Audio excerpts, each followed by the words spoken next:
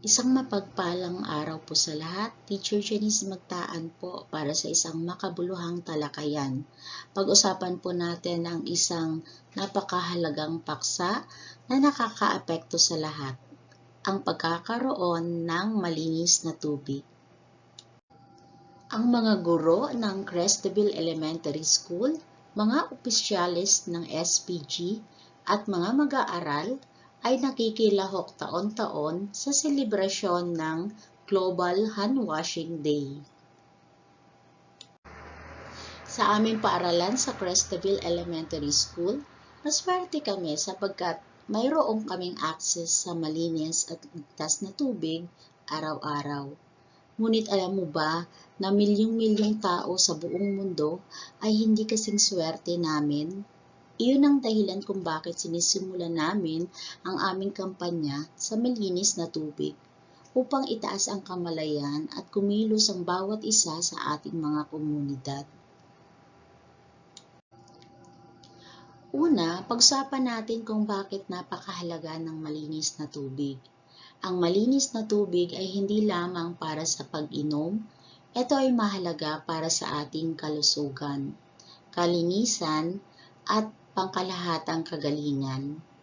Pinapanatili tayong malaya sa mga sakit at tinutulungan tayong manatiling nakatutok at aktibo sa paaralan.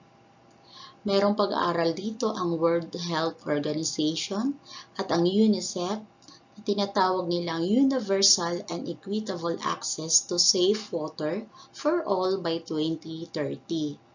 According sa kanilang pag-aaral at mga datos, 2.1 billion people, akalain nyo rin napakadami, ang globally lack safe water at home. Ito yung kanilang ginawang pag-aaral noong 2015. According sa kanilang mga datos, 263 million daw po ang nag-spend pa ng 30 minutes para lamang makakuha ng malinis na tubig. So, maaring sila ay nag-iigib pa. So, 30 minutes ang kanilang nilalaan, no? And according dito sa kanilang datos, 159 million ang umiinom pa direkta sa mga sapa or ilog. Yan. So, hindi natin sure kung malinis ang tubig doon. And according sa datos nila, 844 million ang mayroong hindi pa nakakakuha ng access ng malinis na tubig. Sila ay wala pa silang basic drinking water services. So with the advent of technology ngayon, hindi natin akalain na meron talagang mga lugar pa or even sa Pilipinas may mga ganito. Hindi lang sa Pilipinas, sa ibang bansa, no? Na kahit gaano ka advance ng ating technology, meron hindi pa naaabot or nakaka-access ng malinis na tubig sa kanilang komunidad. Bilang guro ng Crestville Elementary School, ay nakikiisa po ako sa Republic Act No. 9275, ang Philippine Clean Water Act of 2004. Ito ay may advokasiyang ang tubig ay buhay, tayo magtulungan upang protektahan ang yamang tubig.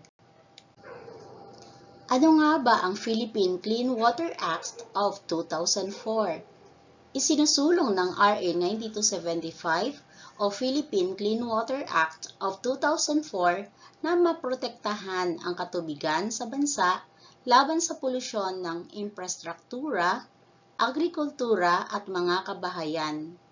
Ang Department of Environment and Natural Resources or DENR at Natural Water Resources Board ang pangunahing pamunuan na nagpapatupad sa batas at sinusuri ang kalidad ng katubigan sa bansa. Ang kanilang advocacy is to be clean, live sustainably for a healthy Pilipinas.